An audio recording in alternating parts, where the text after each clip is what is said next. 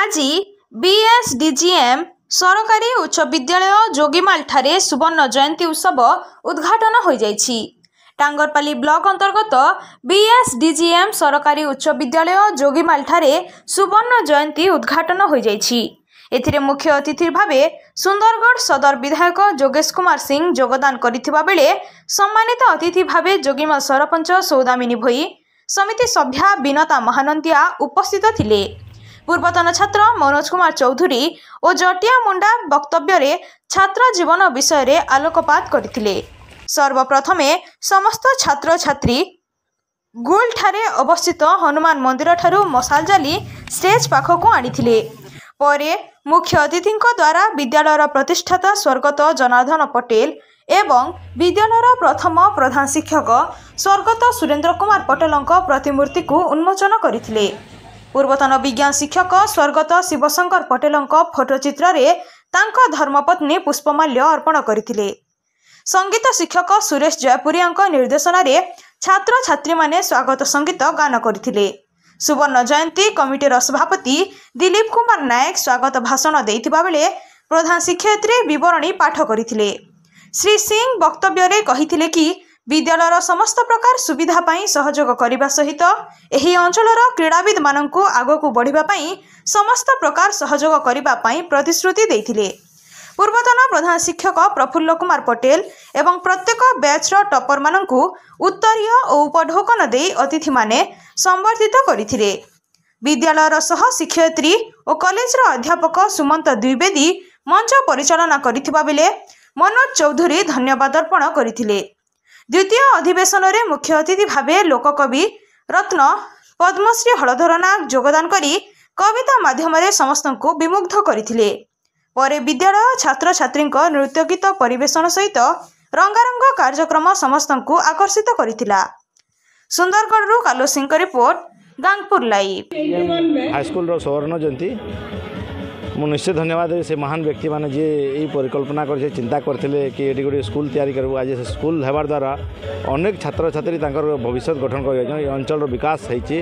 आपण मैंने देखते हाईस्कूल होबार द्वारा कॉलेज भी डिग्री कॉलेज भी होती। आप एत सुंदर हॉकी स्टेडियम होती। ये अंचल शिक्षार गोटे भंडार कह अंचल को शिक्षार भंडार कह तो सही परिकल्पना द्वारा हो पारी। तो आज सुवर्ण जयंती पालन कर मत अतिथि हिसाब से डाकी धन्यवाद दौची। जहाँ जहाँ भी ये अंचल आवश्यकता अच्छी से स्कूल सेटा आम प्रतिश्रुति देती पूरण करने अंचल गोटे आदर्श पंचायत गठन करने आम प्रतिश्रुति दे। आम सब लगिचु आम क्रीड़ा को भी आहरी सफलतार सहित ये प्रतिपादन करने जेहेतु ये अंचल अनेक क्रीड़ाविद अच्छा सहयोग केमती मिल पार से प्रति चेष्टा करूँ। आम विधायक हिसाब से गोटे क्रीड़ाविद मुझे गोटे खेलाली खेलाली हिसाब से खेलाली मानक के प्रोत्साहन दिज्व प्रति दृष्टि दिज्व। आज जोगीमाल सुवर्ण जयंती पालन करसन हाईस्कूल रे बड़ कथा है हाईस्कूल सुवर्ण जयंती तार पालन करटा बड़ कथा है। आउ अतिथि मान को डाकी करी जेन जेन सम्मान दौन एटा बड़ कथा है। विशेषकर हाईस्कूल मैंने नहीं कर आम अंचल रौप्य जयंती पालन नहीं कर सुवर्ण जयंती पालन न कर आज जोगीमाल भलिया जगह न सुवर्ण जयंती पालन कर लगी समस्त को जनामी ये अनुष्ठान कर्मकर्ता मान अध्यक्ष अध्यापक अध्यापिका समस्त को जनामी जे सुवर्ण जयंती पालन कर कथा आउ काण हेसी आमर अनुष्ठान मानकर गोटे कीर्ति रही।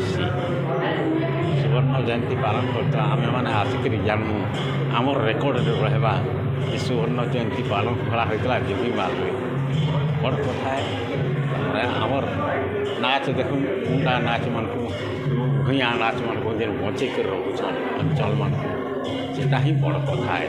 आमर कला संस्कृति परंपरा बची कर कला संस्कृति परंपरा बची नहीं रहा से अंचल शिक्षित रहे जेन कलाटा आमर अंचल थी से कलाटा बची कर पश्चिम ओडिशा यहाँ गोटे कवि चाहिए कवि आम लेखसु कारण आमर कला संस्कृति परंपरा